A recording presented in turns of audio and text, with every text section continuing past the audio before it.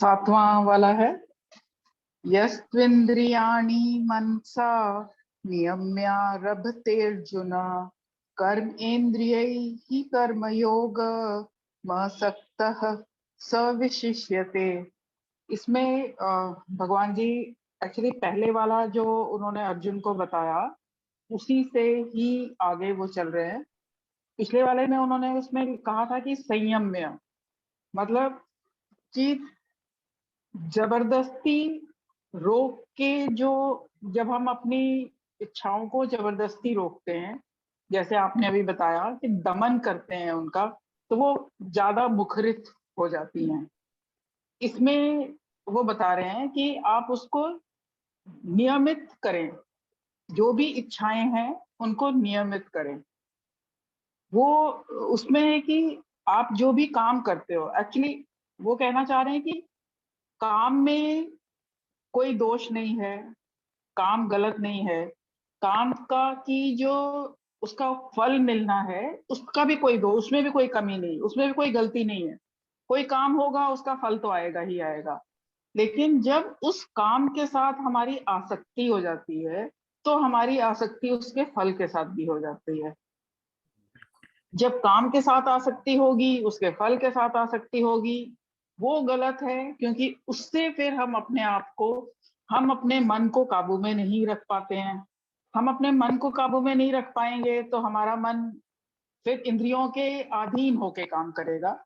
तो इंद्रियां जो है हमारी वो डोमिनेंट हो जाएंगी, वो जहां भी होगा वो हमारे मन को अपने हिसाब से चलाना शुरू कर देंगी। लेकिन जब हम अपने मन को नियम से नियमित करते हैं, उसको हम जबरदस्ती नहीं रोकते हैं और उसको हम बिल्कुल आसक्ति रहित बना करते हैं, तो उससे हम जो भी कर्म करते हैं उसमें हमारा कोई वो नहीं होता है कि क्यों कर रही हूं मैं, क्यों कर रहे हैं हम, या इसका क्या फायदा होगा, मतलब उस तरफ आपका ध्यान नहीं जाता है। जब आपकी आसक्ति नहीं है, उस तरफ आपका ध्यान नहीं है, आपका ध्यान नहीं है उस तरफ, तो जो भी आप काम कर रहे हैं वो आपका एक यज्ञ के रूप में ही होता है। और यज्ञ रूप है, मतलब यज्ञ रूप उसी को कहेंगे जिससे बाकी सबका भी फायदा होगा, बाकी सबका भी भला होगा। मतलब जो जो भी काम आप करते हो और आप उसको कहते हो कि यह यज्ञ रूप में काम है, तो वो मतलब आप भगवान को अर्पण कर रहे हो, आप उस प्रभु को अर्पण कर रहे हो। तो उसमें फिर आप कुछ गलत नहीं करते हो, आपके कुछ गलत सोचते नहीं हो, आपका पर्सनल इंटरेस्ट कुछ नहीं होता है उसमें। आपका एक काम करना है वो आपने कर दिया, बिना सोचे हुए कि इससे मेरा मेरा क्या फायदा हो रहा है या मेरा क्या फायदा नहीं, नुकसान हो रहा है। क्योंकि जो आप इस तरह से काम करते हो तो आपका उसमें मतलब फायदा नुकसान नहीं सोचते हैं, तो किसी तरह की कोई आसक्ति नहीं होती है। मतलब आसक्ति रहित होके ही हमने काम करना है। और इसमें फिर वो कहते हैं कि जब भी आप इस तरह का कर्म करते हो जिसमें आपकी कोई आसक्ति नहीं है, तो वो हर तरह के जो जिसको कहते हैं ज्ञान योग है या जो भी है, उस सबसे वो बेहतर है।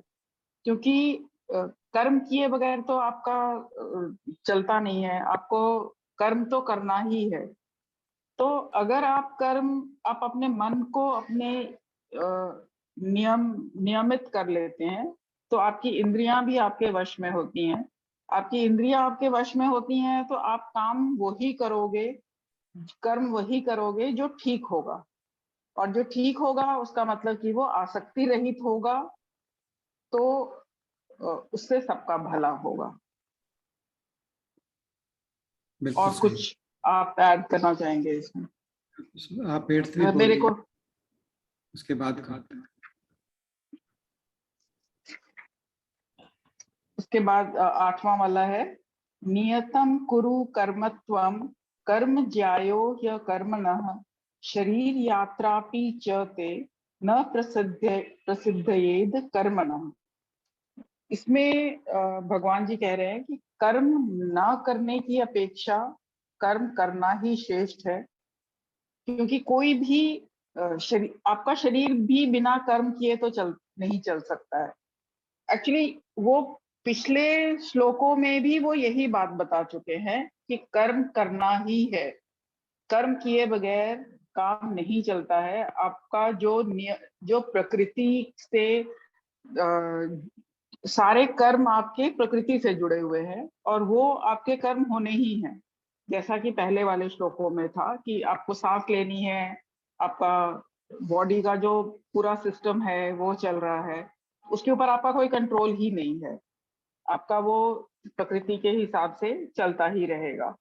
तो जब आपको कर्म करना ही है, आपको पता है कि आपका उसके बगैर आप नहीं रह सकते, कर्म तो करना ही करना है, तो उसमें अटैचमेंट नहीं हो, किसी तरह की आसक्ति नहीं हो, सिर्फ कर्म करो ताकि हर एक का भला हो, हर एक का भला होगा, आपका जब आसक्ति उसमें नहीं होगी तो आपका कर्म हमेशा शुद्ध ही होगा।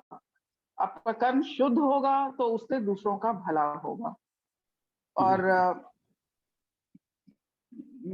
मतलब यही कहना चाह रहे हैं कि कर्म छोड़ के नहीं चलता है। कर्म, हम ये नहीं कह सकते कि हम कर्म नहीं करेंगे, भाई हम गलत काम ना करें इससे अच्छा हम कर्म ही करना छोड़ दें, तो ऐसा नहीं होता है। कर्म करना छूट नहीं सकता, जैसे हम उसको छोड़ ही नहीं सकते। जो चीज छूट नहीं सकती है वो हमें करनी ही है, तो जब हमें करनी ही है तो उसको आप शुद्धता से करें और ये सोच के करें कि आपने जो भी, जैसे आपने अभी बताया कि हमने उस प्रभु को ही अर्पण करना है, हम उस प्रभु के निमित्त हैं, उन्होंने हमें निमित्त बनाया है कर्म करने के लिए। और ये चीज हम हमेशा ध्यान रखें कि हमें अपने मन को नियमित करके रखना है ताकि हमारी इंद्रियां भी नियमित रहें, वो हमें ना अपने हिसाब से चलाने की कोशिश करें, वो हमें अपने हिसाब से ना चला सकें। और अगर वो ये हमें अपने हिसाब से नहीं चला सकेंगी तो जो भी हम काम करेंगे वो आसक्ति रहित ही होगा। बिल्कुल। आसक्ति रहित होगा तो वो फिर शुद्ध होगा, शुभ होगा,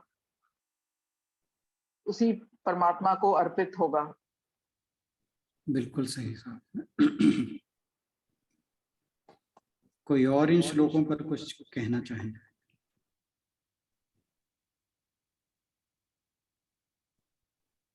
जैसा मैंने कल भी कहा था कि जरूरी नहीं जिन जो श्लोक आपको मिले उन पर ही बोलना है, या फिर कोई भी बोले उसके बाद मैं ही बोलूंगा, ऐसा कुछ नहीं है, कोई नियम नहीं है। कोई भी बोले, और हर किसी ने बहुत अच्छे से, मुझे आशा है, तैयारी भी की होगी, अपने विचार। मैं ये स्वामी रामसुख दास वाली बुक से भी मैंने पढ़ा था, इसमें उन्होंने लिखा है कि ज्ञान योग से भी कर्म योग बेटर है। ज्ञान योग सेल्फ, कर्म योग is not dependent on anything. ज्ञान योग के लिए आपको ज्ञान भी ज्ञान भी अर्जित करना होगा और कर्म भी करना होगा। मतलब ये थोड़ा सा आप मेरे को इसका डिफरेंस बता दो। ये तो मैं समझ गई कि आपको अपना पूरा स्वाध्याय भी रखना होगा और कर्म तो खैर करना ही करना है। जी और जी। जो कर्म योग में उन्होंने कहा कि आप और किसी चीज पे डिपेंडेंट नहीं हो, आपका अगर खाली कर्म ही है तो वो सफिशिएंट है आपका सब कुछ के लिए। मतलब इससे क्या, मतलब मैं क्या समझूं कि ये क्या कहना चाह रहे थे वो?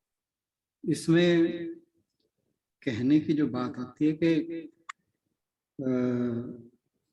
जो कर्म योग, ज्ञान योग और भक्ति योग, ये तीन पार्ट हैं भगवत गीता जी में। और कहा जाता है कि इंडिपेंडेंटली तीनों में से कोई भी जो योग है जिसको हम फॉलो करते हैं वो ईश्वर प्राप्ति तक पहुंचा सकता है। अब फिर बात वहीं आ जाती है कि जो अर्जुन का प्रश्न है कि फिर खाली ज्ञान योग से काम क्यों नहीं चल जाए, कर्मयोग क्यों करना है? तो कर्म योग जो है वो सबसे इनिशियल स्टेज है। भक्ति भी इनिशियल स्टेज में हो सकती है। ज्ञान योग और भक्ति योग, अगर हम इन दोनों में से किसी एक को फॉलो करते हैं तो कर्म योग तो स्वतः ही होगा। कर्म योग के बिना ना तो हम ज्ञान योग को फॉलो कर सकते हैं, ना ही भक्ति योग। तो मतलब वही बात के जब भगवान जी कह रहे हैं कि प्रकृति का स्वरूप ही ऐसा है कि हम बिना कर्म किए नहीं रह सकते, तो अब कोई ज्ञानी है वो कहता है मैं तो कर्म योग को फॉलो ही नहीं करता, तो तब भी उसे कर्म तो करने पड़ेंगे।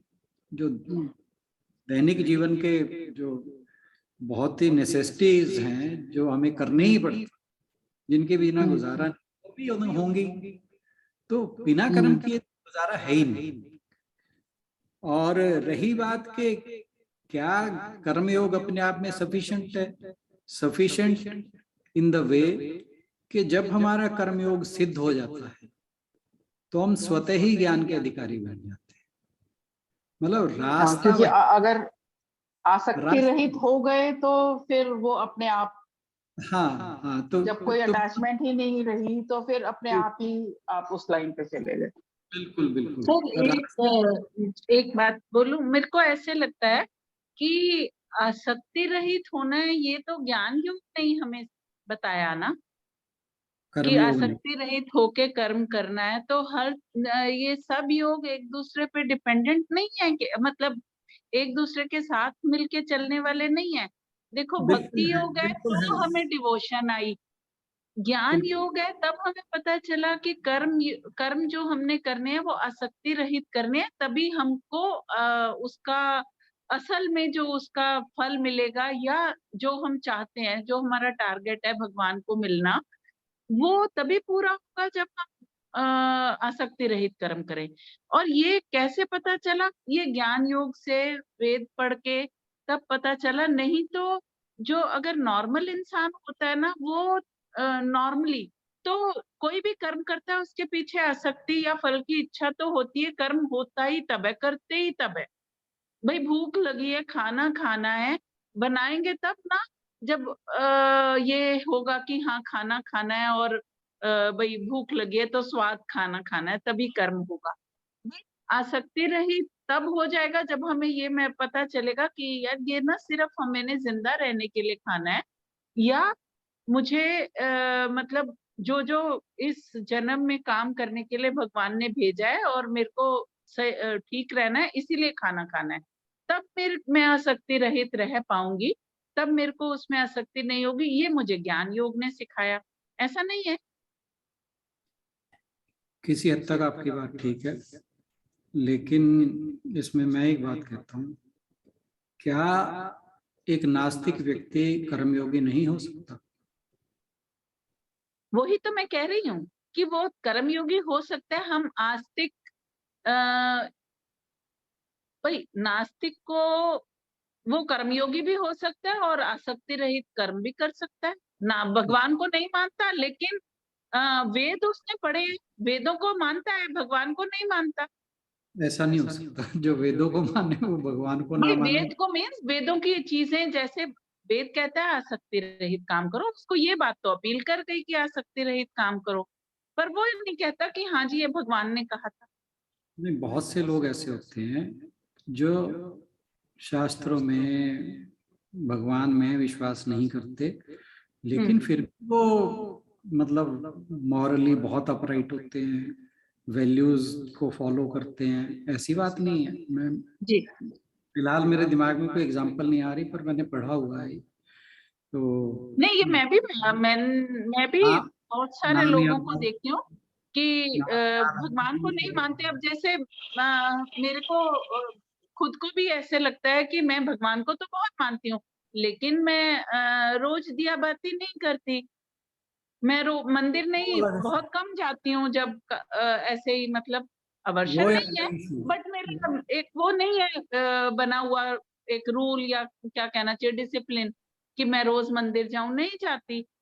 नहीं, हरिओम जी सर, मैं ये कहना चाहती हरिओम जी, लेकिन जिसे भगवान पे विश्वास होगा ना, वही वेद पढ़ेगा, वही बुक उठाएगा, अदरवाइज वो बुक ही नहीं उठाएगा। नहीं, कई लोग ज्ञान वेद वश उपनिषद बुक पढ़ेगा ही उठाते नहीं। हैं, वो देखना क्यूरोसिटी के लिए भी कई लोग पढ़ते हैं, नहीं भी विश्वास तो भी पढ़ते हैं क्यूरोसिटी से। नहीं, आपकी बात ठीक, चलो हम यहाँ से स्टार्टिंग पॉइंट लेते हैं। एक बंदे में क्यूरियोसिटी जागी, क्यूरियोसिटी क्यों जागी? क्यूरियोसिटी तो आध्यात्मिक यात्रा की शुरुआत है। जब तक मनुष्य के अंदर किसी चीज को, किसी बात को लेके क्यूरियोसिटी नहीं जागती, तब तक उसकी आध्यात्मिक यात्रा शुरू नहीं होती। अगर किसी में क्यूरियोसिटी जागी और वो वेदों के अध्ययन के ऊपर सोचता है, शास्त्रों के बारे में सोचता नहीं, हो है। सकता है मैं आपको क्रिटिसाइज करने के लिए ही वेद पढ़ना चाह रही हूँ। नहीं तो मैं मीन्स कोई जो हम नास्तिक की बात कर रहे हैं, वैसे मैं तो भगवान को बहुत मानने वाली हूँ। मैं आपकी बात समझ रहा हूँ, आप ये मत सोचिए कि मैं आपकी बात ले रहा हूँ, वो बात नहीं है। बात ये है कि जब एक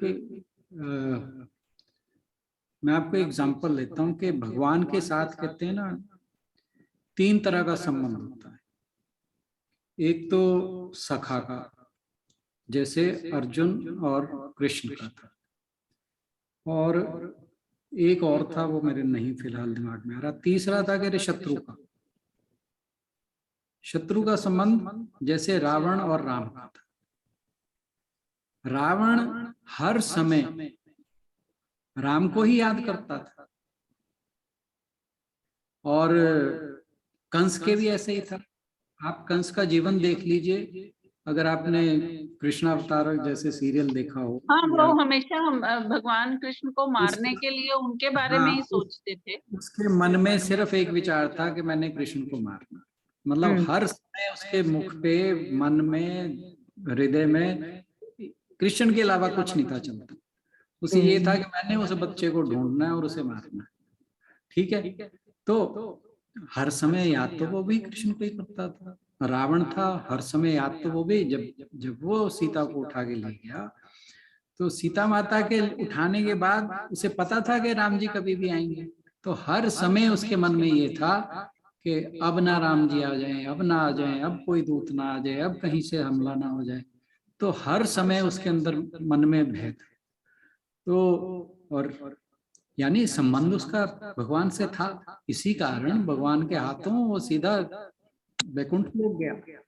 ऐसे ही जो ऐसे सुना था कि उन्होंने तो मतलब जान के ऐसा किया, क्योंकि वो जाना चाहते थे, भगवान के हाथ से ही मुक्ति उनको चाहिए थे, इसीलिए उन्होंने ये जान के उपद्रव किया। बिल्कुल बिल्कुल। तो मेरे कहने का भाव है, अगर कोई नेगेटिव थॉट्स के साथ भी भगवान के पास जाता है, तो जा वो भगवान की तरफ ही रहा है। This is what I want to emphasise. Got my point?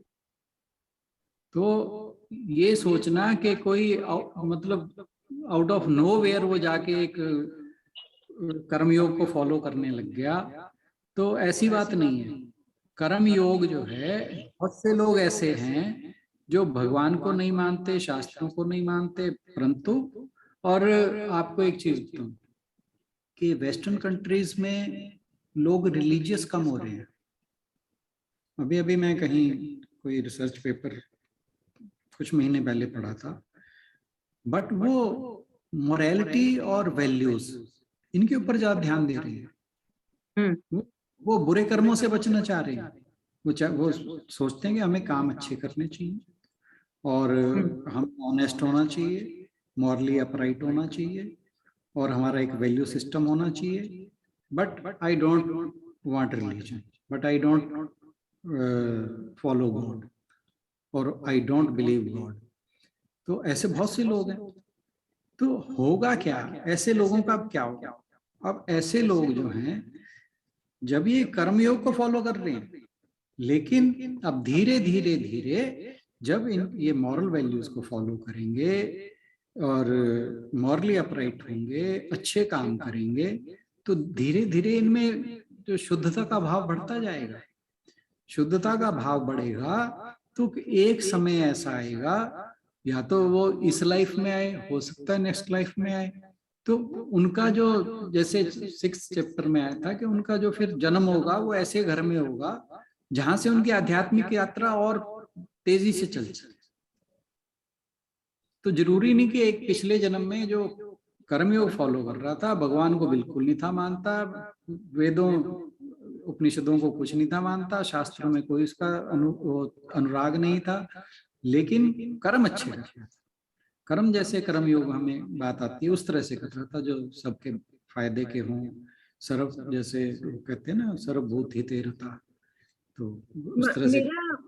मेरा कहना बस ये था कि ये तीनों योग साथ होते हैं, इंटरडिपेंडेंट, मतलब रिलेशन है इनकी, इंटरडिपेंडेंट ना भी सही, इनका रिलेशन जरूर है आपस में, क्योंकि ज्ञान योग होगा तो हम अच्छे कर्म करेंगे, वो पढ़ के ही तो हमें पता चला, या ज्ञान से ही तो पता चला ये अच्छा है ये बुरा है, और अगर भक्ति योग होगा तभी तो डिवोशन की तरफ जाएंगे। ये मेरा कहना था। यहाँ पे थोड़ा सा विरोधाभास इस तरह से है कि ज्ञान योग होगा तब कर्म योग होगा, ये जरूरी नहीं है।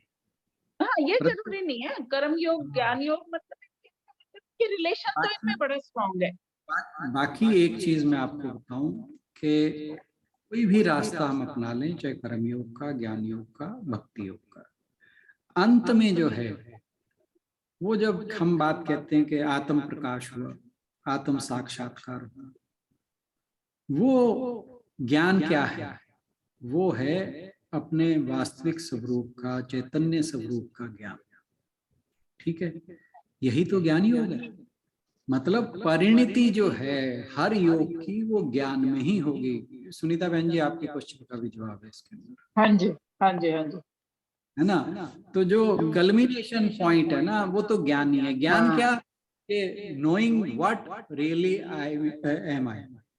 हाँ, ठीक है ना?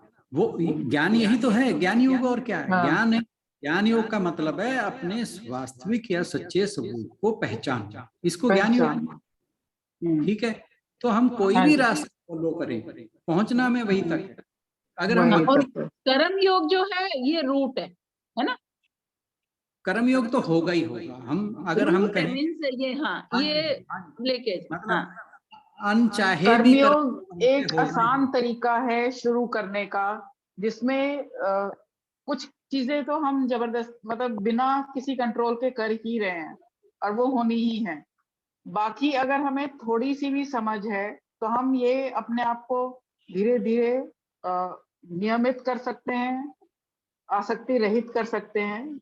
मतलब अगर मैं अपने आप को कंट्रोल कर सकती हूँ तो मैं ये चीज कर सकती हूँ कि मैं अपने आप को समझाती रहूं कि आसक्ति नहीं रखनी है, उससे मेरा भी फायदा है। अगर आसक्ति नहीं होती है तो मेरे को भी ज्यादा सुख है, ज्यादा खुशी है, क्योंकि अगर आसक्ति है तो फिर आपकी प्रॉब्लम शुरू होती हैं।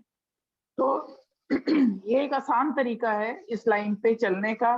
बाकी फिर आप धीरे धीरे आपकी प्रोग्रेशन होती जाएगी। अब एक चीज देखिए, आप कर्म योग की हम बात करते हैं, दूसरे चैप्टर में कहीं बात आई थी कि एक मिनट में चेक कर लो जरा कहाँ था।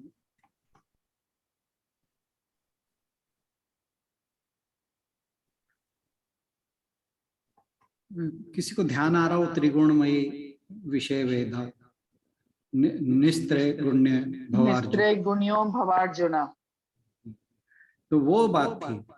अब वहां पे भगवान जी ने कहा था कि ये जो वेदों में जो बताया, त्रैगुण्य विषया वेदा, हाँ, त्रैगुण्य विषया वेदा, जी जी जी, निस्त्रय गुण्यो भवार्जुना। बिल्कुल बिल्कुल। तो उन्होंने वेदों में कहा था कि वेदों में जो है वो त्रिगुण की बात की गई, त्रिगुणमयी है वेद। और उसका अर्थ हमने जो जब पढ़ा था और डिस्कस किया था वो ये था कि जो वेदों में मेन पार्ट है वो कर्म कांड का है कि हम कैसे कर्म करें जिससे हमें ये मिले, ये करें तो ये करें, इस प्रकार ये करें, इस प्रकार की पूजा करें तो ये मिलेगा। तो ये क्यों है? और फिर भगवान जी कहते हैं निस्त्रैगुण्य भवार्जुन कि तू इससे परे हो जा, इसको लांग ले। इसका मतलब क्वेश्चन था कि क्या वेदों में हमें गलत बताया जाता है? तो नहीं, वो ये था कि वेदों का मेन पार्ट जो है वो कर्मकांड है, लेकिन सिर्फ कर्मकांड ही वेदों का मेन पार्ट नहीं है। उसका जो नेक्स्ट पार्ट है, जो जिसे वेदांत कहा जाता है, उसमें उपनिषद है, उस वो ज्ञान कांड है। और जो भगवत गीता जी है वो उपनिषदों का सार है।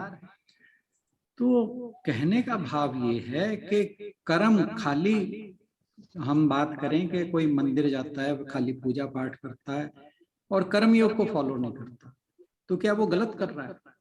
तो इस बात का उत्तर जब हमने डिस्कस किया था तो ये था कि नहीं, ये भी एक स्पोर्ट है to start the spiritual journey. मतलब one has to make a start somewhere.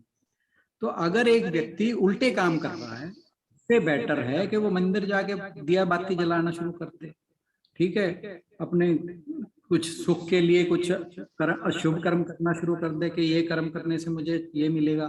तो कहते हैं कि जो कर्म कांड है वेदों में ज्यादा पार्ट उसका इसीलिए है कि जो एक vast majority of people in this world is self seeking, कि उन्हें अपने आप को सुख मिले, कुछ और उनके लिए बेटर हो, उनकी लाइफ कुछ सुखी हो, उन्हें कुछ ज्यादा अचीव करने को मिले। तो ज्यादातर जो मेजॉरिटी है वो ऐसे लोगों की है। तो ऐसे लोगों को ध्यान में रख के जो वेद हैं उनका मेजर पार्ट कर्म कांड बनाया गया, ताकि किसी तरीके से मनुष्य पहले उनमें लगे और फिर धीरे धीरे उसके अंदर जिज्ञासा जागे तो वो ज्ञान की ओर, कर्म योग की ओर या भक्ति योग की ओर चले। तो ये सारी चीजें हैं। अगर हम बात करते हैं कि कोई कर्म योग कर रहा है और फिर वो उसे ज्ञान योग की जरूरत नहीं है, तो एक्चुअली क्या है कि हम जो कुछ भी बात कर रहे हैं, हम जो कुछ भी देखते हैं या हमारा जो भी रेफरेंस है वो हमेशा सिर्फ इस लाइफ को लेके, जबकि जो भगवान जी हैं वो टोटलिटी को देख के चलते हैं। उन्हें हमारे सारे जन्मों का पता है, उन्हें हर व्यक्ति के, हर प्राणी के, हर जड़ चेतन, हर चीज के सारे जन्मों का पता है, उसने कब क्या क्या किया होगा। तो हमारे सामने जो चीजें हमें दिखाई दे रही हैं वो तो केवल वो हैं जो वर्तमान में, उनके पीछे का क्या कारण है, वो क्यों हो रही है, we never know, but only God knows. तो हमें चीजों को आइसोलेशन में नहीं देखना चाहिए, टोटलिटी में देखना चाहिए। हालांकि हमारा जो अभी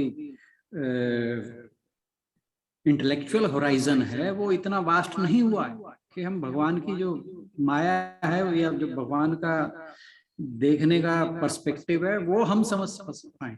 तो ये चीज हमें हमेशा ध्यान रखनी चाहिए। हम चीजों को सिर्फ अपना जो एक लिमिटेड पर्सपेक्टिव है उसके थ्रू ही देखते हैं। हमारा चश्मा जो है वो जैसे घोड़े के लगा रहता है, वो इधर उधर नहीं देख सकता, वो सामने ही देख सकता।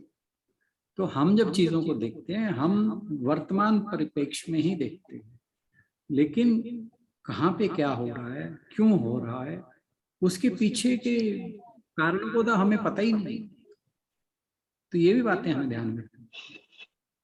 बाकी रही बात कर्मयोग, भक्ति योग और ज्ञान योग की, इसमें जो अंतिम सीढ़ी है वो ज्ञान ही है।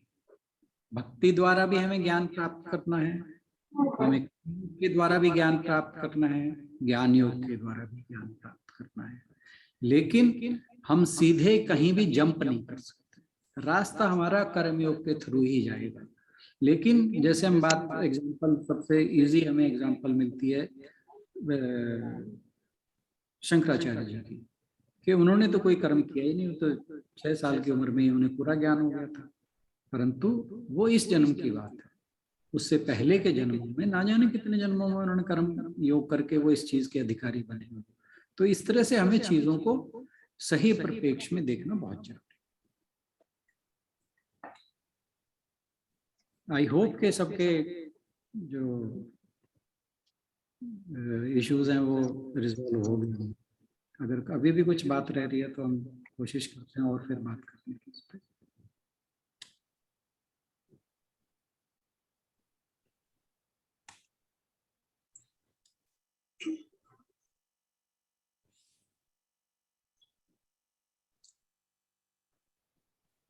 कोई और बोलना चाहे?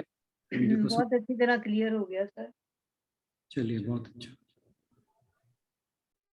आप इस पे कुछ ऐड ऑन करेंगे तो ज्यादा अच्छा लगेगा, बजाय सिर्फ हम तारीफ सुने।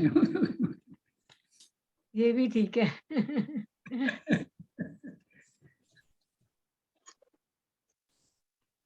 कुछ ऐड सब्ट्रैक्ट करें ना, वो ज्यादा अच्छा लगता है। पर सर वो भी है कि लॉन्ग जर्नी है, और वो जैसे आपने कल भी कहा था कि अगर कोई अच्छे कि जिस सतोगुनी है, तो ये नहीं पता कि हमें, जैसे कल गीतांजलि जी ने कहा था कि सबकी शुरुआत तमस से ही होती है, तो ये नहीं हमें पता कि उसको कितने जन्म लगे हैं। ऐसे ही अभी भी जैसे हम देख के एक दूसरे को कई बार आसपास भी, या हम अपने ऊपर भी देखें, किसी को क्या देखना है कि जब वो जर्नी पूरी होएगी हमारी कर्म योग वाली, तभी उसके बाद ज्ञान योग की जर्नी स्टार्ट होगी, इसका मतलब। बिल्कुल बिल्कुल, इसमें कोई संदेह नहीं है।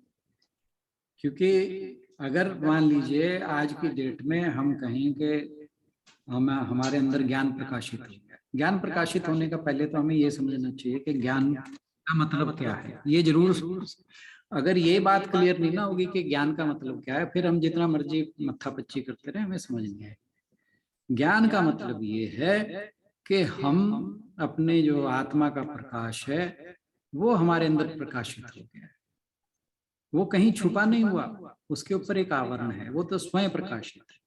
यानी जब हमारा अज्ञान का आवरण हट गया, तब वो ज्ञान स्वयं प्रकाशित हो गया। तो यही ज्ञान है। ज्ञान मीन्स के अपनी रियल जो नेचर है उसको जानना, अपने चैतन्य स्वरूप को जानना, ये ज्ञान है। तो इसीलिए जब मैं बहुत बार बात चलती है, बहुत लोग कहते हैं जी आप बड़े ज्ञानी हो, मैं इसीलिए बार बार कहता हूँ कि ज्ञानी वर्ड जो है हम बहुत जनरलिटी में यूज करते हैं। ज्ञानी का मतलब वही होता है कि जिसका आत्म प्रकाश जो है वो प्रकाशित हो चुका है, ऐसे व्यक्ति को ज्ञानी कहा जाता है। बाकी जो मेरे जैसे हैं ना, इनके हमारा मतलब है इंफॉर्मेशन गैदर, हमारे पास इंफॉर्मेशन थोड़ी सी ज्यादा है कि हमने पढ़ लिया, इसे ज्ञानी नहीं कहा जाता। तो हमारी यात्रा जो है वो तो अभी चल रही है, और जो अंत है उसका वो ज्ञान है। ज्ञान क्या है? आत्मज्ञान। इसके अलावा जो भी ज्ञान है वो ज्ञान नहीं है। ज्ञान तो केवल एक ही है कि अपने स्वयं स्वरूप का जो वास्तविक स्वरूप है उसका ज्ञान होना ही ज्ञान है। बाकी सब ज्ञान जो है वो नॉलेज है और कुछ नहीं है, या इंफॉर्मेशन है, इसके अलावा कुछ नहीं है। तो ये चीज हमें बहुत क्लियर होनी चाहिए कि ज्ञान का मतलब क्या है, तो फिर हमें बाकी चीजें जो है अपने आप they will fall in place. और फिर वो वाली बात आपकी बार बार याद रखना कि अगर जैसे अगर कोई ज्ञान मार्ग वाले को जबरदस्ती हम कर्म मार्ग में नहीं ला सकते, और कर्म मार्ग वाले को हम जबरदस्ती ज्ञान मार्ग में भी नहीं ला सकते।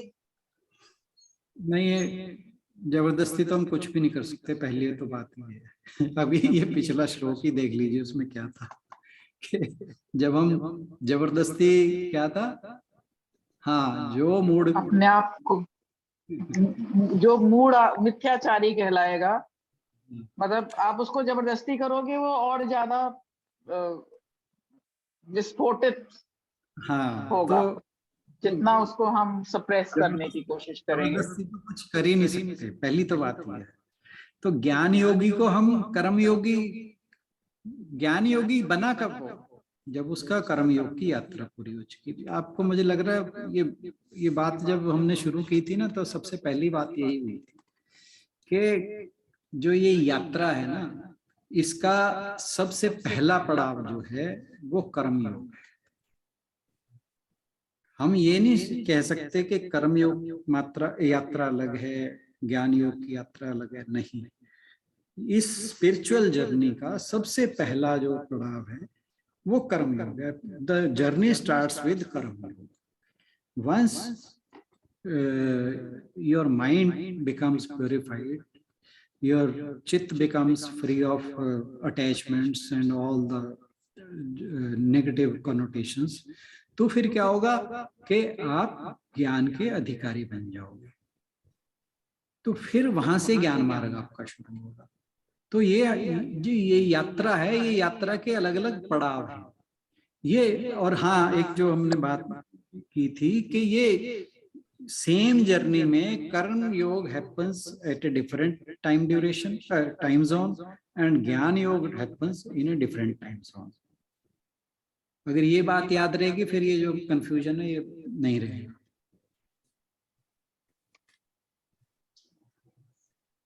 कर्म योग हमारा के बाद स्टार्टिंग भक्ति पॉइंट योग। है। बेसिकली कर्म योग हमारा स्टार्टिंग पॉइंट है। बिल्कुल बिल्कुल हम बिल्कुल। अपने आप को नियमित करने की कोशिश कर रहे हैं, आसक्ति रहित होने की कोशिश कर रहे हैं। जब ये दोनों चीजें हो जाएंगी तभी हम आगे की बात को समझ पाएंगे और आगे हम चल पाएंगे। बिल्कुल, बहुत सही, सिंपल शब्दों में बहुत सही कहा। और एक चीज और देखिए आप, भगवान जी अर्जुन को क्यों कह रहे हैं कि तू युद्ध कर।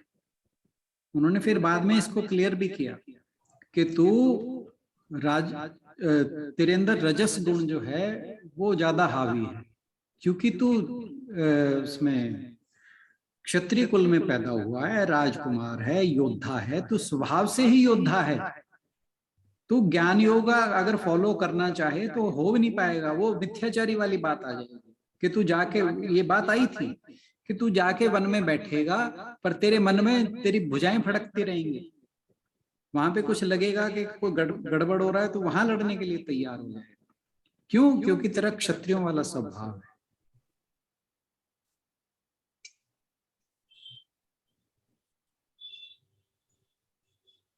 पर ये है कि हम इस जो मनुष्य योनि में हम पैदा हुए, ये हमें ये जन्म मिला, इसमें हम अपने आप को चेंज करने, कुछ तो हमारे प्रारब्ध कर्म है जो हमारा प्राकृतिक है, जो हम पिछले संस्कार कैरी कर रहे हैं, लेकिन फिर भी हमें ये एक फ्रीडम मिली हुई है कि हम उसको थोड़ा बहुत एटलीस्ट चेंज कर सकते हैं, हम उसको मॉडिफाई कर सकते हैं, हम उसको सही रास्ते पे लगा सकते हैं। बाकी और जो भी योनियां हैं उसमें तो हम कुछ नहीं कर सकते हैं, बट इसमें हमें वो एक मिला हुआ है, वो हमें एक फैसिलिटी दी गई है कि तुम अपने आप को चाहो तो तुम चेंज कर सकते हो, तुम कोशिश कर सकते हो चेंज करने की, सो दैट तुम्हारे कर्म जो हैं वो जल्दी कट सकें। बिल्कुल, हमारे जो उपनिषदों में बात आती है कि अगर तुमने ब्रह्म का ज्ञान प्राप्त नहीं किया तो समझ लो कि तुम्हारा जीवन व्यर्थ गया। वो क्यों कहा जाता है? क्योंकि मनुष्य जीवन जो है पता नहीं कितनी योनियों के बाद मिलता है, और किसी योनि में ये मनुष्य मतलब इस जन्म मरण के बंधन से छूटने का और किसी जन्म में कोई किसी और योनि में कोई रास्ता नहीं। केवल एक मनुष्य योनि ही है जिसके अंदर ये पॉसिबल है। इसीलिए हमारे शास्त्र कहते हैं कि अगर इस जन्म में तुमने नहीं किया तो समझो जीवन बेकार गया। तो बार बार यही हमें समझाते हैं, बार बार इसी बात के लिए हमें प्रेरित करते हैं, बार बार हमें इस चीज के लिए रीइंफोर्स करते हैं कि तुम इस जन्म को व्यर्थ मत गवाओ, इसी जन्म में मोक्ष प्राप्ति की जो है कोशिश करो, क्योंकि ये जन्म मनुष्य का बहुत दुर्लभ है और केवल यही जन्म है जिसमें तुम मोक्ष की प्राप्ति कर सकते हो। क्योंकि अगर उल्टे सीधे काम करोगे ना जाने फिर कितनी योनियों के बाद ये मनुष्य जीवन दोबारा मिलेगा।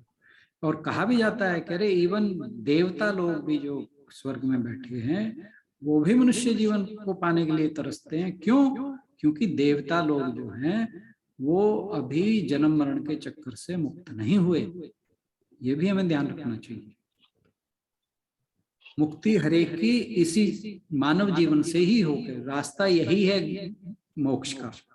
मतलब स्वर्ग जो है वो मोक्ष का रास्ता नहीं है, ये भी हमें ध्यान रखना चाहिए।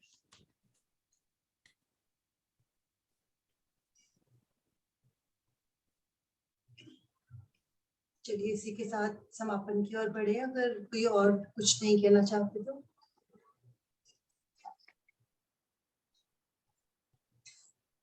सर इसका मतलब जो मनुष्य योनि है वो अ स्टेप फर्दर है देवताओं से। बिल्कुल, देवता मेरे ख्याल है अपना जो मेरे को जो मेरे दिमाग में आ रहा है, देवता जो हैं वो अपने अच्छे कर्मों का अच्छा फल भोग रहे हैं, ऐसा है ना? बिल्कुल बिल्कुल। और वो जब उनके कर्म खत्म, अच्छे कर्मों का फल जो है वो खत्म हो जाएगा, फिर उन्हें वापस मनुष्य योनि मिलेगी या कोई योनि मिलेगी जो इसके वो अधिकारी होंगे, एग्जैक्टली ऐसा है बिल्कुल ना? सही। बिल्कुल और अभी जो है हम कर्म करेंगे तो हम पहले तो ऐसा है कि बहुत ही अच्छे किए तो मुक्ति मिल सकती है, कम अच्छे किए तो फिर हम स्वर्ग जा सकते हैं, क्योंकि वो उतने ही होंगे, फिर जब वो खत्म हो जाएंगे फिर वापस आना पड़ेगा, कहाँ जैसे भी होगा, फिर हमें दोबारा कर्म अच्छे करने पड़ेंगे वो उस स्टेज तक जाने के लिए, जो वैसा ही है ना? बिल्कुल जो जहां हम कर्म की बात करते हैं, अगर हम कर्म करेंगे चाहे वो शुभ करें या अशुभ करें, कर्मों के साथ जब हम संलग्न हो जाएंगे तो फिर जन्म मरण का चक्कर नहीं छूटेगा। हाँ फिर तो हमें स्वर्ग नरक ही मिलते रहेंगे, बिल्कुल। चाहे वो यहाँ मिले कहीं और मिले, वो दैट हाँ, इज ए सेपरेट। अच्छे कर्म तो किए लेकिन उसके फल की इच्छा रखी तो फिर तो स्वर्ग नरक ही मिलता रहेगा, सही बात, आना जाना ही रहेगा। बात वही है कि कर्मों के साथ कृतत्व का और भोक्तृत्व का भाव ना रखें, बस जब तक ये बात रहेगी हमारी, तब तक तो हम जन्म मरण के चक्कर से छूटने का हमारे लिए कोई रास्ता है। लेकिन अगर हम शुभ और अशुभ के कर्मों के बारे में ही सोचेंगे, फिर जन्म मरण के चक्कर से, क्योंकि कहा यही तो कहा जाता है कर्म ही बंधन है और कर्म ही मोक्ष है। तो इसका मतलब यही है कि अगर शुभ अशुभ कर्म है तो बंधन हाँ, का रास्ता। आसक्ति है तो बंधन है और अनासक्ति है तो मोक्ष है ना? बिल्कुल बिल्कुल। जी।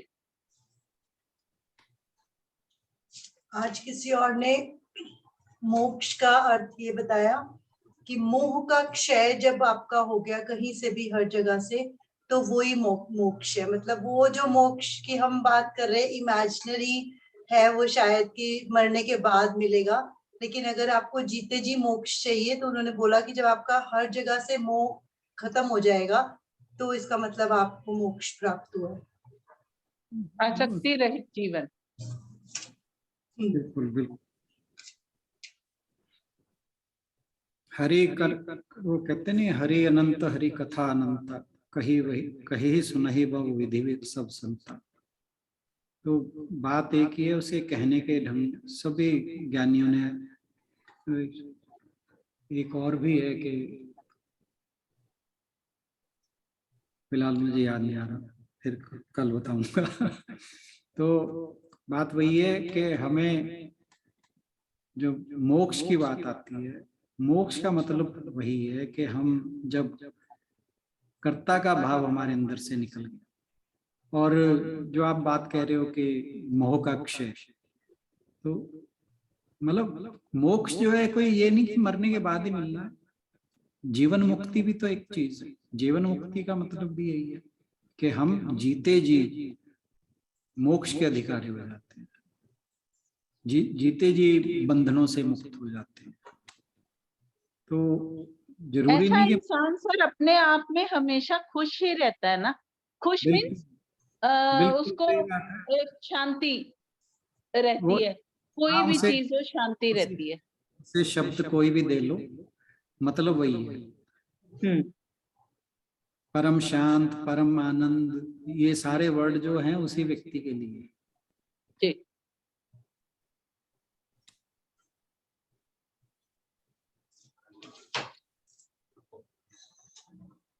हाँ जिसके जी जीवन में इच्छाएं खत्म हो जाएं और अपने आप शांति रहे, कुछ मिल गए तो ठीक, नहीं मिले तो ठीक, वो बिल्कुल मोक्ष है।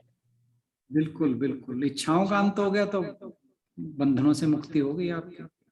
इच्छाएं, अभी लास्ट पार्ट में यही तो बात हुई है कि सारा काम जो है वो गड़बड़ इच्छाएं करती हैं।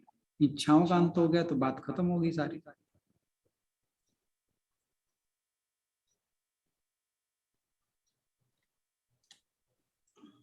सर आज बड़ा अच्छा पढ़ा था कि तीन लोक से, अगर तुम तीन लोक से बाहर अमृत लोक सचखंड लोक में जाना चाहते हो तो यहाँ की सब चीजें समर्पण कर दो।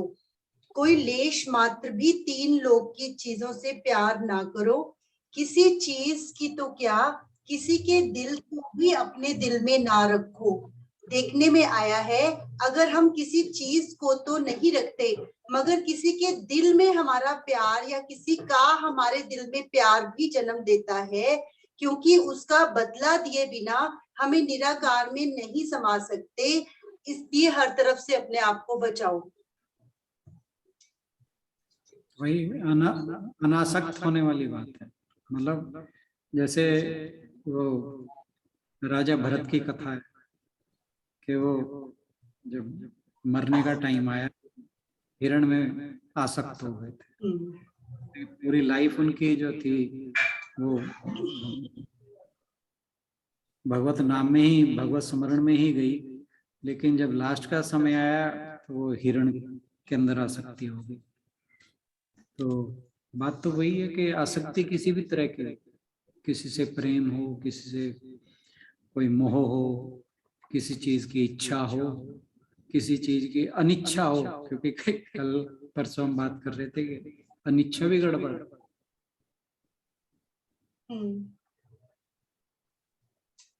चलिए कल इस पे आगे चर्चा जारी रखेंगे। आज हम 4 ही श्लोक ले पाए, कल अगले श्लोक के साथ आगे बढ़ेंगे। 9 और 10, 11 और 12। यदि कोई ना ज्वाइन कर पाए उस दिन तो प्लीज पहले ही मैसेज कर दे ताकि किसी और को ड्यूटी दी जा सके। नहीं, आप 1-2 वॉलंटियर भी रखा करो ना। हाँ जी, नहीं आज तो मैंने सुनीता जी को कहा हुआ था, कल के लिए भी सब बोल देती हूँ, क्योंकि एक आध ऐसा भी होना चाहिए। हाँ जी, और जैसे मिसेस पुरी कहने लगे कि अभी फोन किया था तो बोले कि मैं तबीयत उनकी ठीक नहीं होगी आज, बट ये मैसेज कर देंगे तो थोड़ा आसान हो जाता है ना। चलिए हाँ जी, सुबह अगर मैसेज आ जाए तो ज्यादा बेटर है ताकि दिन में कोई प्रिपेयर भी कर ले। हाँ जी चलिए ठीक, चलिए इसके साथ समापन की ओर बढ़ते हैं। ओम पूर्णमदः पूर्णमिदं पूर्णात् पूर्णमुदच्यते पूर्णस्य पूर्णमादाय पूर्णमेवावशिष्यते। ओम शांति शांति शांति। सभी को बहुत बहुत प्रणाम और इस प्यारी सी चर्चा के लिए बहुत बहुत धन्यवाद।